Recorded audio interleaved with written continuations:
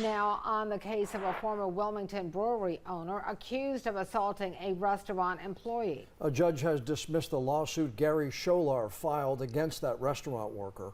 Sholar faces charges related to an incident last month at the local steakhouse where he is accused of attacking and injuring the worker. That happened July 23rd. Records say Sholar applied for a civil summons accusing the employee of assaulting him. Records also show Sholar missed the deadline to file the complaint. The judge dismissed his lawsuit.